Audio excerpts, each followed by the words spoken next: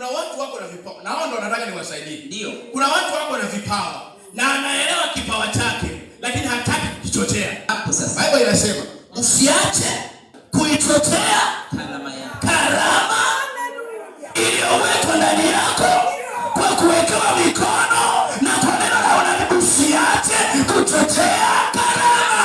Amina, amina, amina. Kuna kitu ukisajua unacho, chochea. nachochea kwa jina la Yesu. Unielewe. Chochea cha kwako. Nachochea kwa jina la Yesu. Cha kwako ukapenda. Lakini kama utakijua cha kwako, utafeli. Cha kwako kina mapito yake. Cha kwako kina mapito yako.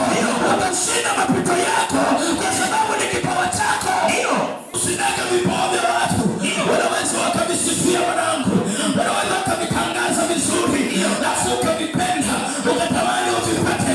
Huwezi kujua mapito yake. Lakini kwenye kile cha kwako.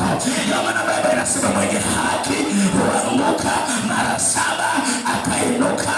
Anaanguka, anainuka tena.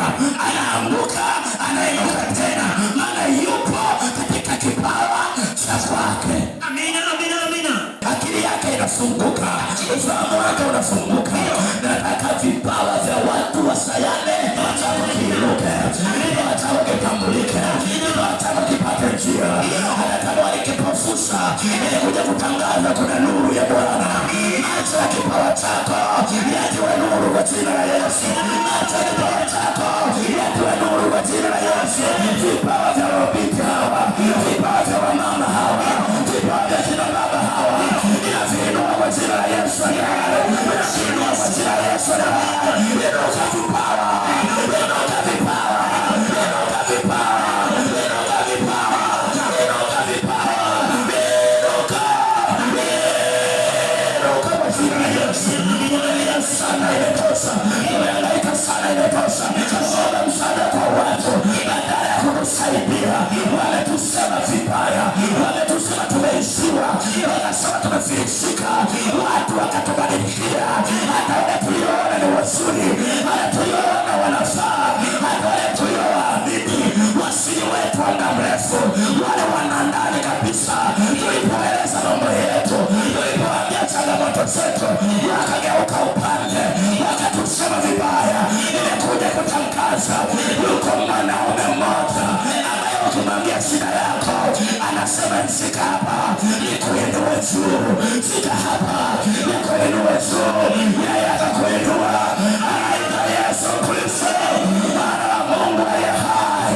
Siku moja Petro akiwa anatembea juu ya maji kama Yesu, ukafika wakati kipawa chake kikawashuka, kipawa chake kikaanguka, akainua mkono akasema, Yesu ninasema.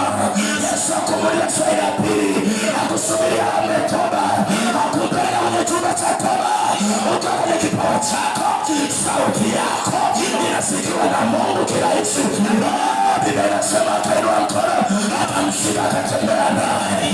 Nani akushike mkono? Yesu akushike mkono. Yesu akushike mkono. Yesu ashike maisha yako. Yesu ashike watoto wako. Yesu ashike nyumba yako. Yesu ashike nyumba yako. Yesu ashike ndoa yako. Yesu ashike biashara yako. Wajira Yesu. Wajira Yesu. Wajira Yesu. Kipawa, kipawa, kipawa. Kipawa, kipawa. Kilichorara na kiamsha. Kilichopotea na kirudisha. Kilichoharibiwa na ninaeleza. Katika jina la Yesu.